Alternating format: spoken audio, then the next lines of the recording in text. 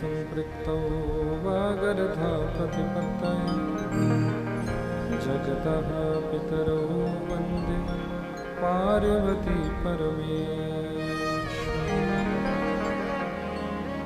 अतुलितबलधामं हेमशैलामणिं धनुजवनकृशानं ज्ञानिनां सकलगुणनिधानं वानराणामधीश रघुपतिप्रियभक्तं वातजातं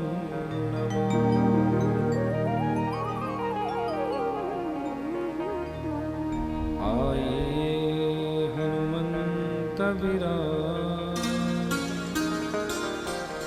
कथा करो मति अनुसार प्रेम सहित गादी विराजे पवन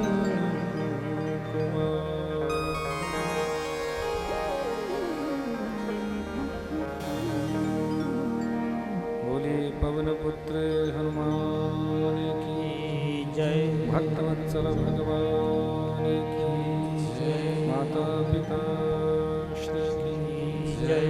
सत्य सनातन वैदिक धर्म की जय। सद्गुरुदेव भगवान की जय। श्री स्कंद महापुराण की जय। पूज्य बाबा जी महाराज की जय। लोडेश्वर सरकार आज के आनंद की जय। आए हुए समस्त भक्तजनों की जय। समस्त संत महत्पुरुषों की जय। गौ गंगा गायत्री मैया की जय। सत्य सनातन वैदिक धर्म की जय।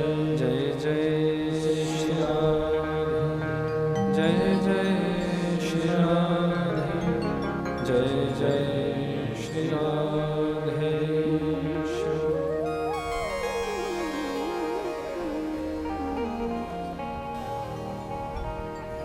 परम मंगल में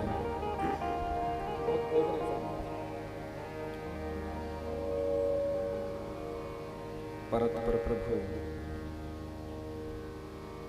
अकारण करुणावृणालय भक्तवांछित कल्पतरो अनेका अनेक लोकों के एकमात्र अधिष्ठाता चराचर सृष्टि के एकमात्र अधिनायक परब्रह्म परमात्मा की वांगमयी प्रतिमूर्ति श्री स्कंद महापुराण ऋग्वेद यजुर्वेद सामवेद अथर्ववेद रूपी विद्वान ब्राह्मण मंडली बृहस्पतिवत यज्ञाचार्य जी सरस्वती जी की विशेष कृपा दृष्टि को लिए हुए मेरे समस्त संगीताचार्य राजा परीक्षितवत आज के मुख्य यजमान श्रीमती एवं श्रीमान शेखर जी समस्त परिवार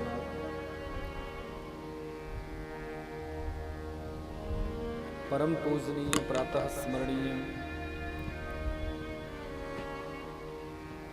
श्री श्री 1008 ब्रह्मलीन बाबा श्री वेदानंद सरस्वती जी महाराज वर्तमान गद्दी आसीन परम पूजनीय प्रातः स्मरणीय मंडल श्री महंत पूज्य बाबा गीतानंद सरस्वती जी महाराज श्री स्कंद महापुराण कथा का रसपान करने हेतु समुपस्थित मेरी प्यारी माताएं बहनें बच्चे और बुजुर्ग सर्वप्रथम आप सभी के हृदय कमल में जो भूत भावन भूतेश्वर भोलेनाथ की अलौकिक झांकी विद्यमान हुई है उनके श्री चरणों में मैं कोटिशः प्रणाम करता हूँ। बोली उमापति महादेव की श्री स्कंद महापुराण की जय। आज के आनंद की जय। बंधु आज रक्षाबंधन का परम पुनीत त्योहार है। अब इसमें भी थोड़ा सा द्वंद्व हो चुका है।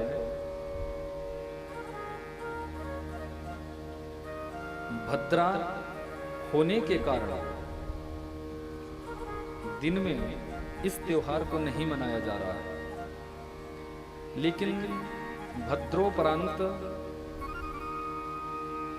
यानी 8:55 से लेकर और 10 बजे तक रात्रि में जो भद्रा रहित समय है, उसमें इस त्योहार को हम सभी बड़ी धूमधाम से मना सकते हैं,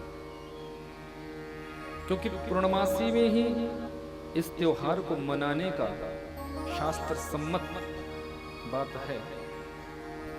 कुछ प्रांतों में कल भी इस त्योहार को मनाया जाएगा, लेकिन शास्त्रीय मर्यादा के अनुसार तो 9 से 10 बजे के बीच में ही इस त्योहार को मनाना चाहिए। आप सभी को सर्वप्रथम रक्षाबंधन के इस परम पुनीत पावन त्योहार की बहुत बहुत शुभकामनाएं, बहुत बहुत बधाई है। कुछ पर्व हमारे शास्त्रों में ऐसे हैं जो हमारे संबंधों को और ज्यादा प्रगाढ़ करते हैं, और ज्यादा उनमें रस भर देते हैं, और ज्यादा प्रेम भर देते हैं। जैसे करवा चौथ पति और पत्नी का त्योहार है। हर पत्नी अपने पति की लंबी आयु के लिए करवा चौथ का व्रत रखती है। भैया दूज भाई और बहन का ही त्योहार है। प्रत्येक बहन अपने भाई की लंबी आयु की कामना से इस त्योहार को रखती है। गुरु पूर्णिमा गुरु और शिष्य का ही त्योहार है। प्रत्येक शिष्य उस दिन अपने गुरु से मिलने के लिए जाता है, गुरु का आशीर्वाद ग्रहण करता है। ऐसे ही ये जो रक्षाबंधन है, ये भाई और बहन का ही त्योहार है। भाई और बहन के संबंध को और ज्यादा मिठास प्रदान कराने वाला ये त्योहार। बहन अपने भाई के वर्चस्व को बढ़ाने के लिए, अपने भाई की लंबी आयु की कामना के लिए, अपने भाई के जीवन में हर तरफ से आनंद ही आनंद वर्षण कराने की कामना से और एक रूप से अपनी रक्षा मांगने के लिए भी अपने भाई की कलाई में आज रक्षा सूत्र बांधती है। और भाई भी एक वचनबद्ध हो जाता है कि मैं हर पल, क्योंकि स्त्री के पास या तो पिता के घर का सहारा होता है या पति के घर का सहारा होता है।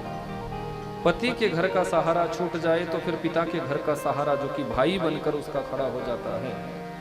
ये दो सहारे विशेष माताओं बहनों के पास होते हैं। तो इसलिए प्रत्येक बहन ये कामना करती है कि यदि जीवन में कोई विपत्ति पड़ जाए, कोई संकट परेशानी, कोई दुख आ जाए, तो हे भाई, आप मेरे उस दुख संकट में मेरे साथ खड़े होना, पीछे नहीं हटना। बस उसी प्रेम भाव को स्मरण करने के लिए, उसी प्रेम भाव की एक स्मृति बनाने के लिए ये त्योहार बड़ी धूमधाम से मनाया जाता है। और सबको ये मनाना भी चाहिए, क्योंकि एक बहन ही ऐसा रिश्ता है इस दुनिया में कि जो अपने भाई से कभी भी किसी प्रकार का स्वार्थ नहीं रखती। दुनिया के रिश्ते स्वार्थपूर्ण हो सकते हैं, क्योंकि गोस्वामी तुलसीदास जी ने रामचरितमानस में भी ये लिखा कि सुर नर मुनि जन की यह रीति, स्वार्थ लाग करहीं सब प्रीति। इस संसार में जितने भी रिश्ते नाते हैं, संबंध हैं, सब स्वार्थ से भरे हुए हैं। कुछ ना कुछ स्वार्थ हमारा किसी ना किसी के साथ होता है, तब हम उन रिश्तों को मनाते हैं। लेकिन भाई बहन का ये जो त्योहार है, भाई फिर भी स्वार्थी हो सकता है, पर बहन किसी भी परिस्थिति में कभी स्वार्थी नहीं होती। वो तो बिना स्वार्थ से अपने भाई से प्रेम करती है, बिना स्वार्थ से। तो जैसे बहन का भाव होता है, वैसा ही भाई का भाव भी हो जाए, फिर तो आनंद ही, यही बात है, आनंद का ही वर्षण है। तो समस्त भाई भी अपने बहनों से उतना ही प्रेम करे जितनी बहनें प्रेम करती है। ऐसा मनोभाव लेकर आओ जरा आज द्वितीय दिवस की कथा में हम प्रवेश करें। उससे पूर्व चित्त वृत्तियों को शांत करते हुए मन तथा वाणी को सबने पवित्र करना है। बाबा विश्वनाथ के श्री चरणों में हम सभी निवेदन करें और एक कामना सबने रखनी है कि हे बाबा विश्वनाथ, आज रक्षाबंधन का त्योहार है, तो भोले भंडारी उन त्रिपुरारी से एक निवेदन करना है कि हमारे भाई की लंबी आयु हो और भाई का प्रेम हमारे साथ बना रहे और प्रत्येक बहन भी खुशहाल रहे। ऐसा नहीं कि भाई ही खुशहाल रहे, बहन के जीवन में भी कभी दुख ना आए, कभी संकट ना आए, कभी कोई परेशानी ना आए, ये प्रत्येक भाई को भी कामना करनी चाहिए। आओ जरा बाबा विश्वनाथ के श्री चरणों में हम सभी निवेदन करें और एक प्रार्थना करें कि भाई बहन का ये संबंध हमेशा बना रहे और भाई बहन के बीच में प्रेम बना रहे।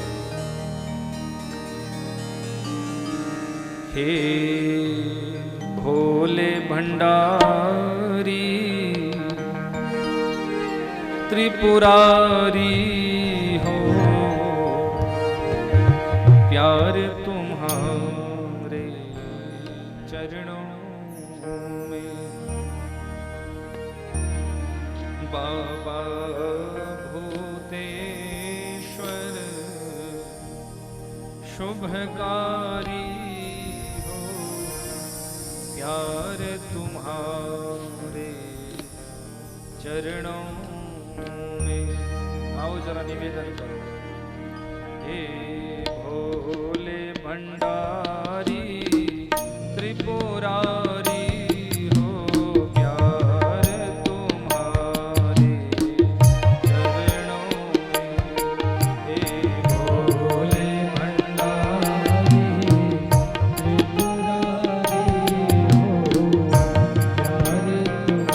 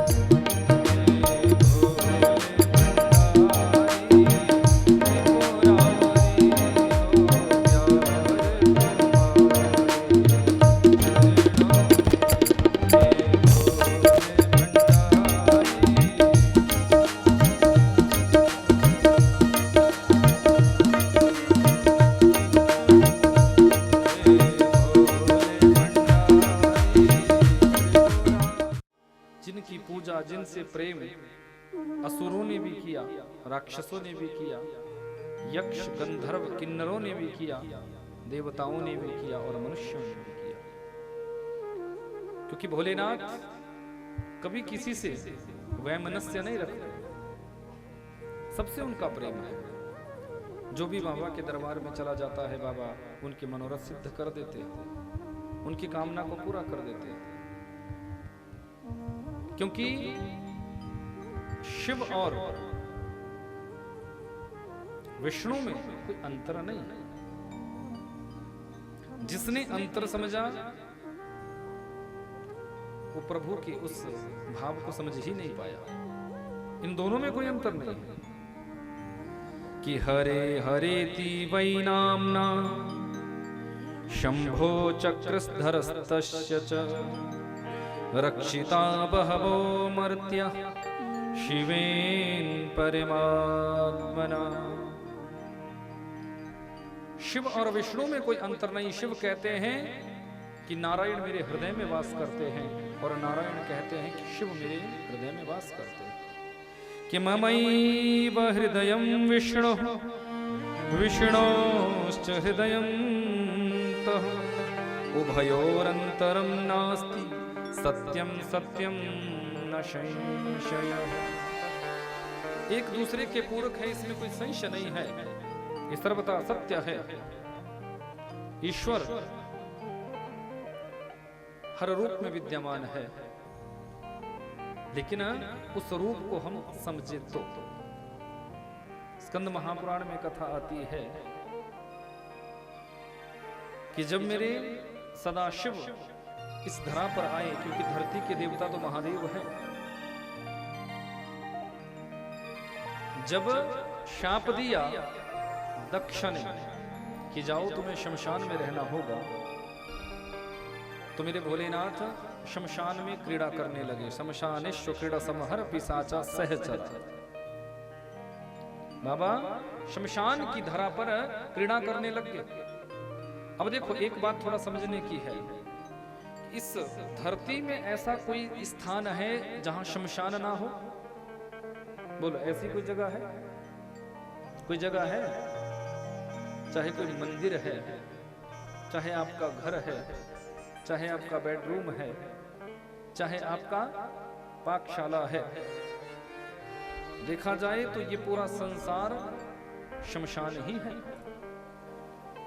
क्योंकि मंदिर में आप सोच रहे होंगे कि मंदिर तो मंदिर है, वहां शमशान कैसे हो सकता है?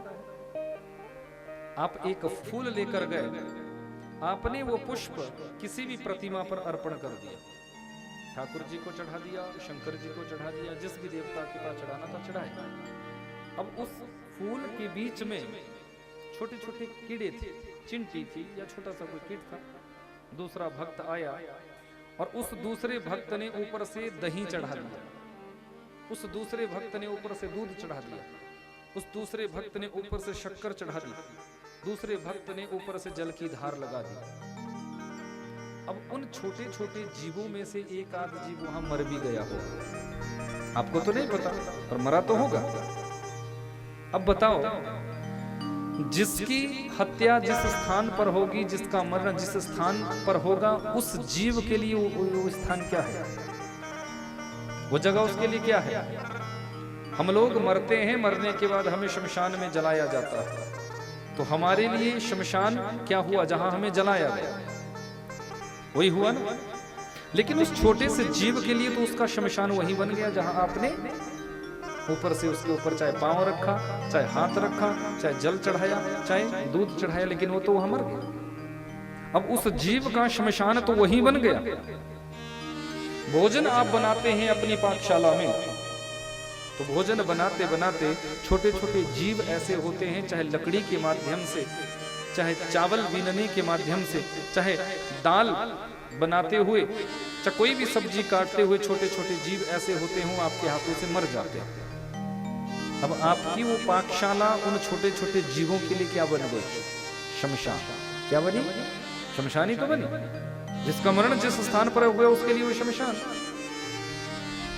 अब आपका बेडरूम है, कई बार चिंटी मर जाती है, कई बार मकड़ी मर जाती है, कई बार कुछ और जीव, आपके मच्छर मर जाता है। अब उस मच्छर के लिए तो आपका बेडरूम ही शमशान हो गया। धरती का छोटा सा टुकड़ा भी ऐसी जगह नहीं है जहां शमशान ना हो। इसलिए मेरे भूतेश्वर भोलेनाथ इस शमशान में वास करने वाले हैं। जरूरी नहीं कि जहां किसी को जलाया जाता वही शमशान है।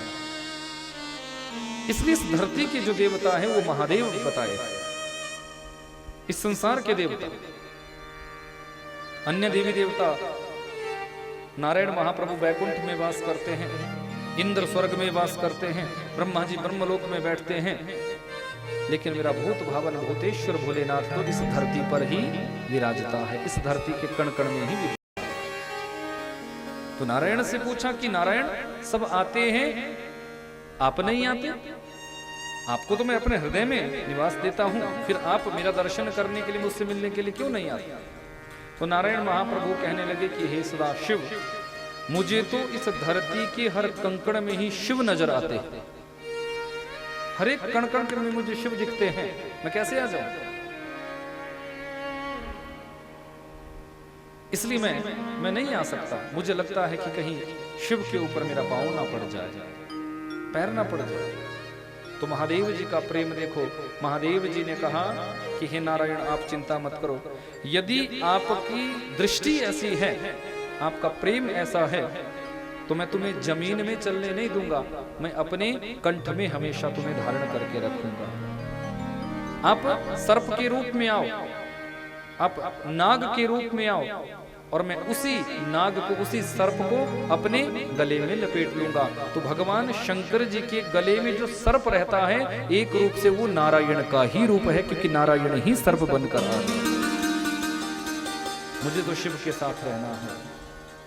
उमापति महादेव की, शिव शंकर भगवान की। इसलिए समस्त देवताओं ने भी शिव की पूजा की है, राक्षसों ने भी शिव की पूजा की है। जो भी अपने जीवन में भगवान शंकर जी की पूजा करता है, उसके समस्त मनोरथ सिद्ध होते हैं। यहाँ स्कंद महापुराण में स्पष्ट लिखा हुआ है कि जो शिव मंदिर में जाकर पूजा कर दे और नगाड़ा भेंट कर दे। नगाड़ा समझते हो ना? पहले होते थे, अब तो रहे ही कहां। तो अब भी शादी ब्याह में आपके यहाँ नगाड़े वाला आता है, वो बजाता है। तो वही नगाड़ा जो दो डंडों से जिसको बजाया जाता है, दो प्रकार की वीणी होती है, उन वीणियों से जिसको बजाया जाता है, वो नगाड़ा जो शिव के मंदिर में अर्पण कर देता है, स्कंद महापुराण में लिखा है कि उसके जीवन में कभी भी संपदा का अभाव नहीं रहता। सुख संपत्ति उसके घर में हो जाती है। वो अपने 21 कुलों को तार देता है, मात्र नगाड़ा बजाकर और नगाड़ा अर्पण करने मात्र। उमापति महादेव की, क्योंकि उसकी ध्वनि जब जब होती है तब तब पापी लोगों को पाप से मुक्ति मिल जाती है, जहां जहां तक उस नगाड़े की ध्वनि जाए। रावण जो है भगवान शंकर जी के सामने दो चीजें विशेष रूप से बजाता था, एक वीणा और दूसरे नगाड़ा। रावण बहुत बड़ा विद्वान था, न भूतो न भविष्यति। मात्र 10 वर्ष की अवस्था में रावण ने 4 वेद कंठस्थ कर लिए थे। 4 वेदों का ज्ञाता रावण बन गया था। पुराण कंठस्थ करना इतना कठिन नहीं है जितना कठिन वेदों को कंठस्थ करना है। वेदों की जो भाषा है, वेदों की जो शब्द शैली है, वो बड़ी कलिष्ठ है, बड़ी कठिन है। दिन में आप 10 मंत्र भी वेद की याद नहीं कर पाएंगे। पुराणों के आप 100 मंत्र भी, 100 श्लोक भी दिन में याद कर सकते हो। किसी भी पुराण के श्लोक यदि आप याद करने लग जाओ तो कम से कम ज्यादा नहीं तो 150 श्लोक तो आप पूरे दिन में याद कर ही लोगे, यदि आपकी बुद्धि ठीक है। लेकिन वेद के मंत्र यदि आप याद करने लगेंगे तो 10 मंत्र भी आपको याद नहीं होंगे। विचार करिएगा, रावण कितना बड़ा ज्ञाता होगा जिस रावण को 4 वेद कंठस्थ थे। किससे सीखे? अपने पिता से। ऋषि विशर्मा ने रावण को 10 वर्ष की अवस्था में ही पूरे वेद याद करा दिए थे। ज्योतिष का मर्मज्ञ बन गया था रावण। 6 शास्त्रों को कंठस्थ कर लिया था रावण ने, मात्र 10 वर्ष की अवस्था में। क्योंकि पिता इतने बड़े ज्ञानी थे, बाहर जाने की जरूरत नहीं थी। पिता के श्रीमुख से ही रावण ने इतना कुछ सीख लिया था। लेकिन रावण गया तो कैसे गया? सिर्फ और सिर्फ अभिमान से, सिर्फ और सिर्फ कुसंग से। मैंने कल भी आपको बताया था कि सत्संग में बहुत बड़ा प्रभाव है।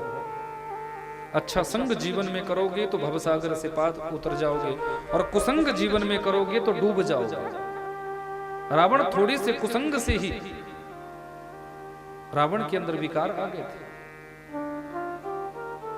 जब ऋषि विशर्वा तीर्थाटन करने के लिए निकल गए कि बेटा रावण, मैंने तुझे जो वेद वेदांग पढ़ाए हैं उनको स्मरण रखना, उनको गाते रहना, धर्म पूर्वक चलना। तो यहां नाना और मां कैकसी ने यह विचार किया कि जिस रावण को हम राक्षसों का अधिपति बनाना चाहते थे, अधर्म के मार्ग पर चलाना चाहते थे, वो रावण तो परम भक्त बन गया, परम ज्ञानी बन गया। तो पिता तो गए हैं तीर्थाटन करने के लिए, बस नाना ने और मां ने रावण को कुसंग देना प्रारंभ कर दिया। सुरा सुंदरी के प्रभाव में रावण को ले आए। 1 वर्ष के बाद जब तीर्थाटन करके पिता आए तो रावण से बड़ा प्रेम करते थे। पूछा मेरा रावण कहाँ है? तो पता चला कि वो तो सुरा सुंदरी में डूबा हुआ है। रावण के पास जब गए, जब ये दृश्य देखा तो पिता को बड़ा कष्ट हुआ कि जिस बेटे को मैंने इतना बड़ा ज्ञानी बना दिया था, वो पुत्र 1 वर्ष के कुसंग से ही ऐसे गलत मार्ग पर चल पड़ा, अधर्म के मार्ग पर चल पड़ा। तो उसके बाद रावण से बोलते नहीं थे, रावण का त्याग कर दिया, रावण को छोड़ दिया। बोले यही अधर्म तुझे एक ना एक दिन मृत्यु की सैया पर सुलाएगा। लेकिन पिता तो पिता होता है, भले ही बेटे को जितना मर्जी भला बुरा कह दे, पर जब अंतिम समय आता है तो हर पिता अपने पुत्र का ही स्मरण करता है, अपने पुत्र का ही चिंतन करता है, अपने पुत्र की कोई याद करता है। क्योंकि बेटे को आत्मज कहा गया है। आत्मा से जिसका डायरेक्ट संबंध है वो आत्मज है। मानव मात्र की आत्मा ही पुत्र है। तो अंतिम पलों में रावण को याद किया है। रावण आया, पिता ने जाते जाते अपने पुत्र को समझाने का प्रयास किया, बेटा सुन, मुझे पता है कि तू अधर्म के मार्ग पर जा चुका है, तो अपने इस आयु में कुछ भी करना, लेकिन अंतिम पलों में तुम इतने बड़े मायावी हो, तुम्हारी इतनी बड़ी माया है कि तुम किसी को भी भ्रमित कर सकते हो। लेकिन जिस दिन जिस सभा में तुम किसी को भ्रमित न कर सको, अपनी माया का प्रभाव तुम किसी पर डालो और उस पर तुम्हारी माया का प्रभाव न हो सके, तो समझ लेना उससे शत्रुता कभी मत लेना, क्योंकि वही साक्षात नारायण होंगे। क्योंकि नारायण पर तुम्हारी माया कभी असर नहीं करेगी। समझ लेना उन्हीं के हाथों तेरा उद्धार होगा, उन्हीं के हाथों तुझे मरना पड़ेगा। तो आगे चलकर रावण जब जानकी जी के स्वयंवर में पहुंचा था, सीता जी के स्वयंवर में गया था, तो रावण ने अपना एक बाण छोड़ा था और पूरी सभा को स्तंभित कर दिया था, पूरी सभा को। लेकिन उस सभा में लक्ष्मण जी भी स्तंभित हो गए थे, विश्वामित्र जी वो भी स्तंभित हो गए थे, जितने भी राजा महाराजा थे सब स्तंभित हो गए थे, पर सिर्फ और सिर्फ मेरे राम प्रभु वहां स्तंभित नहीं हुए थे। तो रावण इतना बड़ा ज्योतिषी था, राम जी के पास गया, कहने लगा प्रभु मैंने आपको पहचान लिया, आप साधारण नहीं हैं और मैं आगे की जन्म कुंडली भी आपकी बता सकता हूं। तो राम जी ने पूछा कि क्या मेरे बारे में बताओगे? बोले अभी तो यहां उत्सव होने वाला है, किसी भी राजा महाराजा के हाथों से शिव धनुष भंग नहीं होगा, लेकिन आप ही शिव धनुष तोड़ेंगे और आप ही जानकी का वर्ण करके यहां से जाएंगे। लेकिन कुछ समय व्यतीत होने पर आपको अभी गृहस्थ सुख की प्राप्ति भी नहीं होगी, जब आपको 14 वर्षों का वनवास हो जाएगा। और उस 14 वर्षों के वनवास में मैं ही आपकी पत्नी सीता का हरण करूंगा और मेरे द्वारा हरण करने पर मैं जब तुम्हारी अर्धांगिनी को अपनी लंका में लेकर जाऊंगा, अशोक वाटिका में रखूंगा, उसके बाद फिर मेरा और आपका युद्ध होगा और आप ही के हाथों आगे चलकर मेरा मरण होगा। विचार करो, रावण ने अपनी जन्म कुंडली और राम जी की जन्म कुंडली का विश्लेषण तुरंत कर दिया था, तुरंत विश्लेषण कर दिया। ऐसा ज्ञानी इस धरती पर दूसरा नहीं हो सकता। ये ज्ञान कहां से मिला? पिता के सत्संग से और भगवान शिव की पूजा से। रावण संगीत प्रेमी था। स्कंद महापुराण में वर्णन आता है कि एक बार रावण रागमाल कोश में शिव की वंदना कर रहा था। शिव की वंदना कर रहा था। वंदना करते करते जिस वीणा को बजा रहा था उस वीणा की एक तार टूट गई। एक वीणा की तार टूट गई और ये वाद्य यंत्र तार के ऊपर ही चलता। कोई तार ढीली हो जाए, तार टूट जाए तो फिर ये वीणा नहीं बज सकती। तो रावण ने देखा कि भगवान सदाशिव सामने निमग्न है, आनंदित है और उनके आनंद में कोई विघ्न ना पड़े। उसी समय अपनी जंघा में से अपनी जो वेन होती है, नस जो होती है, उसको काटा और उसको खींचा और तुरंत अपनी वीणा में उसी अपने जंघा की नस को ही बांध दिया है और उसी राग के उसी भाव में गायन करने लग गया। रावण इतना बड़ा साधक था, इतना बड़ा साधक रावण। लेकिन कुसंग से रावण का पतन हुआ। स्कंद महापुराण में बताया है कि जिस शिवलिंग की आप पूजा करते हो उसी रूप में आपको उसका प्रतिफल भी मिलता है। शिवलिंग की पूजा निरंतर सभी देवता करते हैं। सभी देवताओं के द्वारा भोलेनाथ की पूजा होती है। ब्रह्मा जी निरंतर मणिमय शिवलिंग की पूजा करते हैं। मणि के शिवलिंग की पूजा ब्रह्मदेव करते हैं। मणि रूपी जो शिवलिंग होता है उसकी पूजा ब्रह्मा जी करते हैं। और इंद्र रत्नमय शिवलिंग की पूजा करते हैं। रत्नों से बने हुए शिवलिंग की पूजा इंद्र देवता करते हैं, इसलिए वो श्री से युक्त बने रहते हैं। और चंद्रमा मुक्तामय, मुक्ता कहते हैं मोती के लिए, मोतियों से बने हुए शिवलिंग की पूजा चंद्रमा करते हैं। इसलिए उनके अंदर अमृतत्व बना रहता है। और सूर्य ताम्रमय शिवलिंग की पूजा करते हैं। चांदी की तांबे से बने हुए शिवलिंग की पूजा सूर्य भगवान करते हैं। इसलिए उनके अंदर तेज बना रहता है, प्रकाशमान वो सदैव रहते हैं। ऐसा स्कंद महापुराण में आया। और चांदी के शिवलिंग की पूजा कुबेर करते हैं। यदि किसी को धन चाहिए, यदि आपके घर में धन का अभाव हो जाए, संपत्ति का अभाव हो जाए, बरकत का अभाव हो जाए, तो चांदी से बने हुए शिवलिंग की पूजा करना प्रारंभ करो। क्योंकि स्वयं कुबेर भी जो पूरी दुनिया को धन बांटते रहते हैं, वो कुबेर भी चांदी के शिवलिंग की पूजा करते हैं।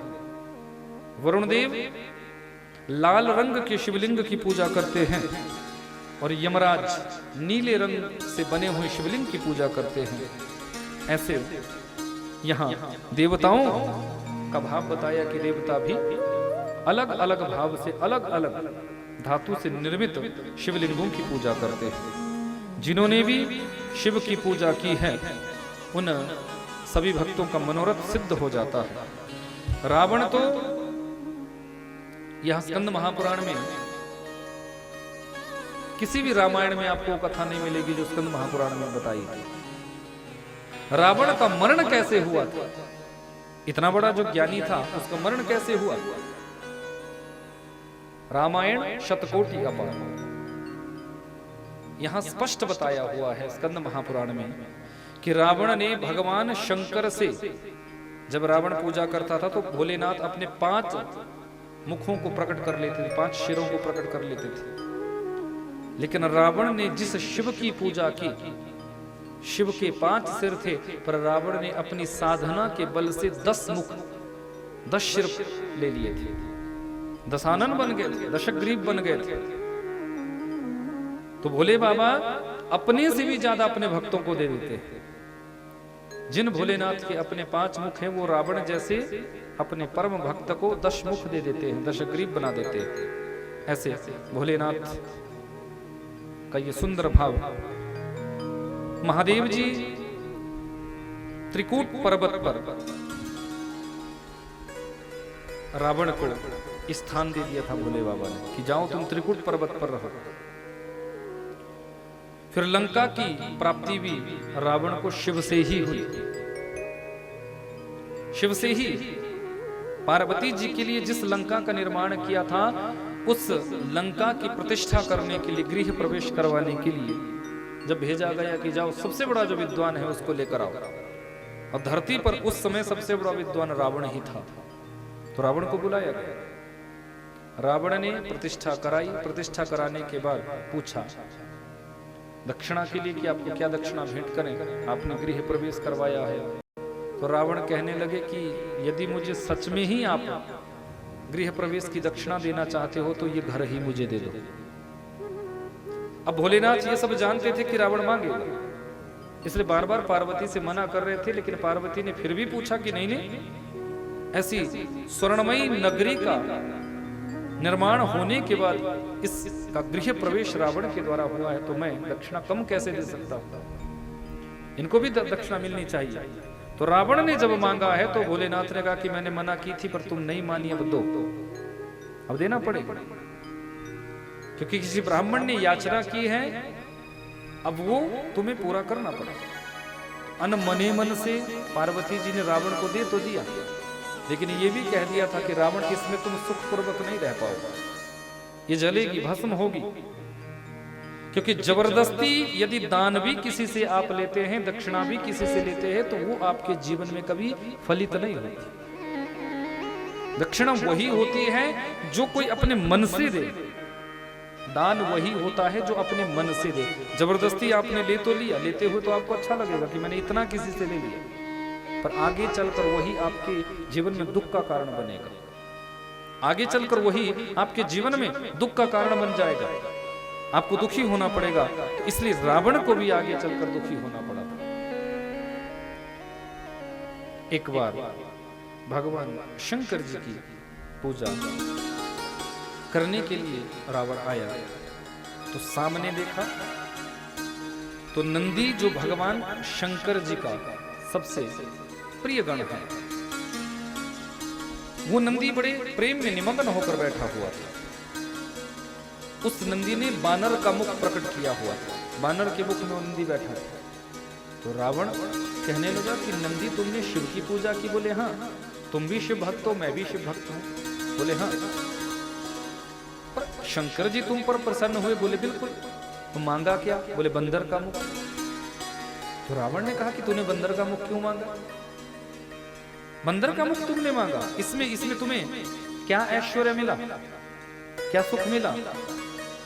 तो नंदीश्वर ने कहा कि मैंने बानर का मुख एक ही कारण से मांगा है कि बानर का मुख मेरा बना रहेगा तो अभिमान शून्य में बना रहूंगा, मेरे अंदर अभिमान नहीं आएगा, मेरे अंदर अभिमान नहीं आएगा। लेकिन तुम ये कह रहे हो कि मैंने सोने की लंका मांग ली है, मैं दशानन बन गया, मैं दशग्रीव बन गया, तो जाओ रावण, मेरा शाप तुम्हें रहेगा। आज तुम मेरे इस बंदर के मुख को देखकर हंसी उड़ा रहे हो, मजाक कर रहे हो, लेकिन एक समय ऐसा आएगा कि एक वानर तेरी ही लंका में आकर तुझको लात मारकर चला जाएगा, तुझे अपने पैर का प्रहार करके चला जाएगा, अपने पैर का प्रहार करके चला जाएगा। फिर अंगद गया था ना बंदर के ही रूप में, वानर के ही रूप में, जब रावण अंगद के पैर को उठाने लगा था तो तुरंत अंगद ने लात मार दी। तुरंत अर्जुन ने लात मारी। वो यहाँ शिलाद पुत्र नंदी के इस वचन को पूरा कर दिया था, नंदी के वचन को पूरा किया। रावण अभिमान के कारण ही नष्ट हुआ। स्कंद महापुराण में स्पष्ट आया है। उमापति महादेव की, शिव शंकर भगवान की, शंकर जी की पूजा से इतना कुछ उसको मिल गया था कि जो कभी नष्ट नहीं हो सकता था। यहां तक स्कंद महापुराण की कथा कहती है कि रावण ने अपने जीवन में जो मृत्यु बाण था वो भी यमराज से ले लिया था। वो मृत्यु बाण भी, अमृत कुंड तो ले ही लिया था। भगवान शिव ने कहा कि जाओ मैं तुम्हें अमृत कुंड तुम्हारी नाभि में देता हूं। तो रावण ने विचार किया युद्ध करूंगा तो नाभि ही सबसे पहले सामने दिखती है। सामने वाला जो शत्रु होता है वो तो कहीं नाभि में तीर चला देगा तो मेरा तो मरण हो जाएगा, मैं तो मर जाऊंगा। तो इसलिए जब सब चले गए, विभीषण भी चला गया, कुंभकर्ण भी चला गया, तब रावण ने कहा कि हे प्रभु मुझे ऐसा बताओ कि मेरा मृत्यु बाण क्या है। बोले वो तो यमराज के पास। तो यमराज से युद्ध करके रावण ने यमराज को युद्ध में परास्त किया और अपना मृत्यु बाण भी यमराज से छीन लिया था, ले लिया था। कोई भी पति कभी ना कभी किसी ना किसी गुप्त बात को अपनी पत्नी को बताता जरूर है। जब लंका में पहुंचा तो मंदोदरी के पास वो बात कह दी, और यही उसकी सबसे बड़ी गलती होती है। तो मंदोदरी ने उस बाण को अपने पलंग के पीछे अपने बेडरूम में दीवार में चिन्हवा दिया था कि ये बाण यहां रहेगा तो मेरे पति की कभी मृत्यु नहीं होगी और मैं कभी विधवा नहीं बनूंगा, कभी विधवा नहीं बनूंगा। युद्ध में विभीषण ने जब बताया कि प्रभु रावण की नाभि में अमृत कुंड है, आप अग्नि बाण छोड़ो। राम जी ने अग्नि बाण छोड़ा, नाभि कुंड में लगा, लेकिन उसके बाद भी रावण जीवित हो गया। उसके बाद भी रावण जीवित हो गया। एक शीश काटते हैं नीचे गिरता है, दूसरा शीश उग जाता है, दूसरा काटते हैं तीसरा उग जाता है, चौथा काटते हैं अगला उग जाता है। रावण की मृत्यु नहीं हुई। प्रभु श्री राम परेशान हो गए कि कैसे मृत्यु होगी, कैसे मृत्यु होगी। तब विभीषण को ये ज्ञान हुआ था। तब विभीषण ने कहा था कि मैंने ये सुना था प्रभु कि रावण के पास अपनी मृत्यु का बाण है, पर वो बाण है कहां इसके बारे में मुझे पता नहीं। तो रावण की मृत्यु के बारे में जब पता चला तो तुरंत राम जी ने हनुमंत लाल को इशारा दिया कि आप ही कुछ कर सकते हैं, जाओ। हनुमंत लाल, स्कंद महापुराण की कथा कहती है कि ज्योतिषी बनकर आए, ज्योतिषी बन और लंका में आकर सबके हाथ देखने लगे। सबका हाथ देख रहे हैं। अब माताओं को हाथ दिखवाना बहुत अच्छा लगता है। भले ही आपको कुंडली कितनी बार भी दिखाई हो, कोई हाथ देखने वाला आ जाए तो सब आगे हाथ करके बैठ जाते कि मेरा भी देखो, मेरा भी देखो, क्या है मेरे भाग्य में लिखा हुआ। और यदि किसी ने ये कह दिया ना कि आप तो साक्षात लक्ष्मी हो, फिर तो देखो माताएं फूली नहीं समाती। हाँ, मैं ही लक्ष्मी हूं, मेरी वजह से ये घर चला हुआ है।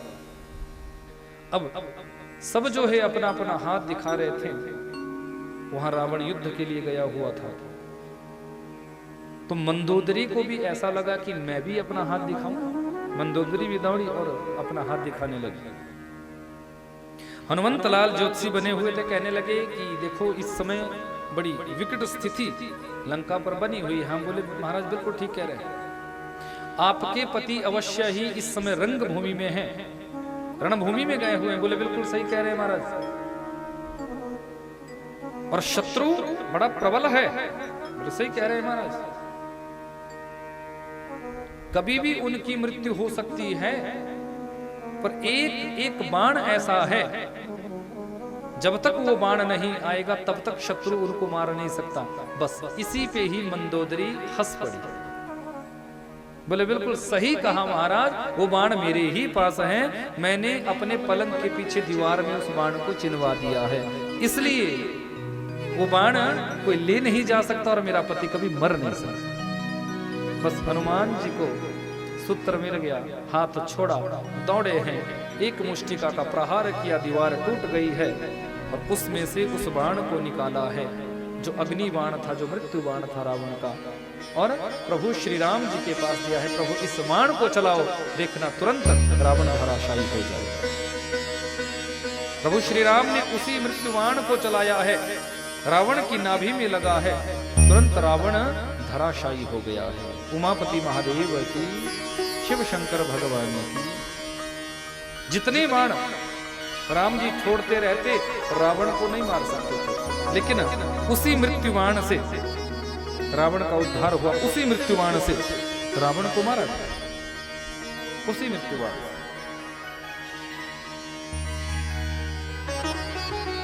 भक्तवत्सल भगवान की, उमापति महादेव की, ऐसा यहां स्कंद महापुराण में बताया है। शिव के पूजन से, शिव की कृपा से, शिव की शक्ति से समस्त जीवों का कल्याण हो जाता है।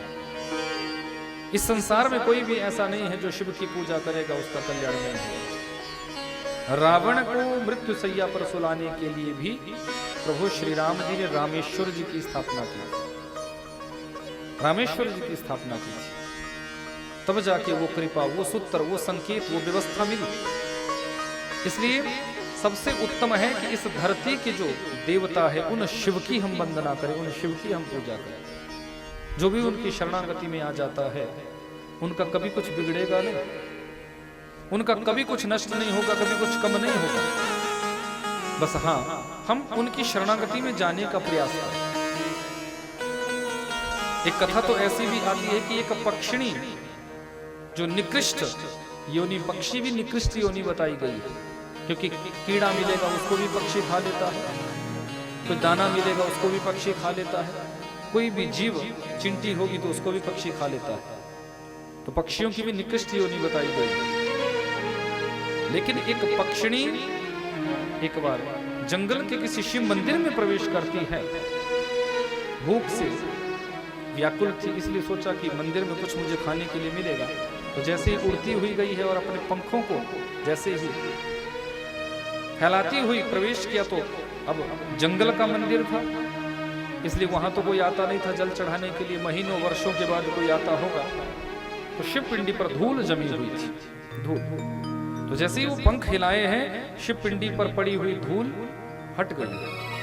धूल हटी, इसी में ही बाबा विश्वनाथ खुश हो गए, इसी में ही भोलेनाथ प्रसन्न हो गए कि तूने मेरे विग्रह के ऊपर की धूली को हटाया है।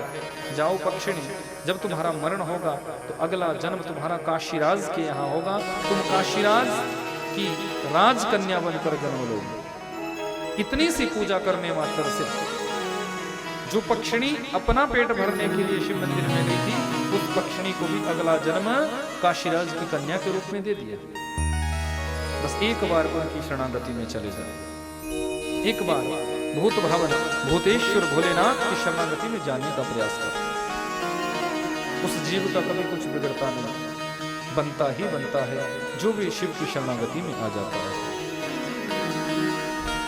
कुछ ना बिगड़ेगा तुम्हारा शिव शरण जाने के बाद, हर खुशी मिल जाएगी चरणों में झुक जाने के बाद। कुछ ना बिगड़ेगा तुम्हारा शिव शरण जाने के बाद, कुछ ना बिगड़ेगा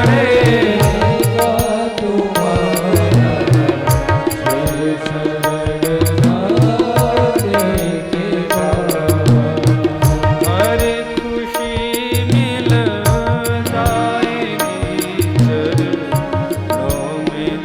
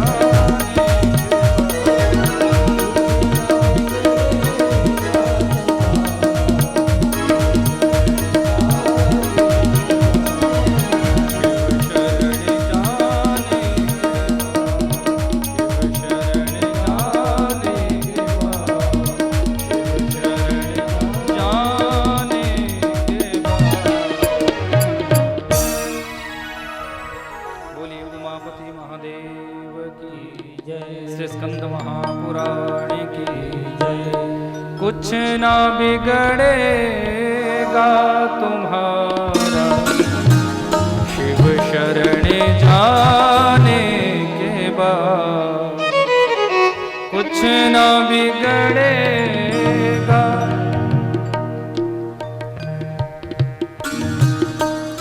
देवताओं ने निवेदन किया है कि नमो भगवते तुभ्यं देवदेव जगत्पते त्वदाधारमिदं सर्वं जगदे तच्च चराचरम्। देवताओं ने महादेव के श्री चरणों में प्रणाम किया कि एतत् लिंगं त्वया विष्णुः धृतं वै पीठरूपिणा अवतारः कृतः पूर्वं मदर्थे त्वया प्रभु। नारायण महाप्रभु ने जिस प्रकार अपने अलग अलग रूप धारण किए शिव की कृपा से, जन कल्याण के भाव से। देखो भगवान के अनंतावतार है, भगवान अनंत रूपों से विद्यमान है। प्रभु अपने भक्तों को सुख देने के लिए कई रूपों में अवतरित हो जाते हैं, लेकिन उस प्रत्येक रूप में अवतरित होने के पीछे कुछ ना कुछ रहस्य, कुछ ना कुछ घटना, कुछ न कुछ संबंध जुड़ा रहता है। एक बार एक राजा ने प्रश्न किया किसी साधु से, किसी महात्मा से कि ईश्वर एक है या अनेक है? वो एक है या अनेक है? और दूसरा प्रश्न पूछा कि वो रहता कहां है? यदि वो है तो रहता कहां है? और तीसरा प्रश्न किया कि वो करता क्या है? 3 प्रश्न महात्मा जी से पूछे गए एक राजा के द्वारा। तो महात्मा जी कहने लगे कि अवश्य मैं तुम्हारे प्रश्नों का उत्तर दूं, पर राह चलते हर कहीं किसी प्रश्न का उत्तर थोड़ी भी देना होता है। प्रश्न पूछने की भी एक मर्यादा है और उसका उत्तर देने की भी एक मर्यादा है।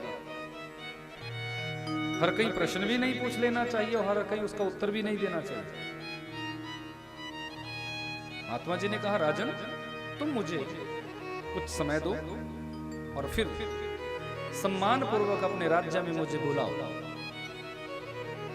उसके बाद मैं तुम्हारे प्रत्येक प्रश्न का उत्तर दूंगा। तुमने 3 प्रश्न पूछे हैं, इनका भी उत्तर दूंगा।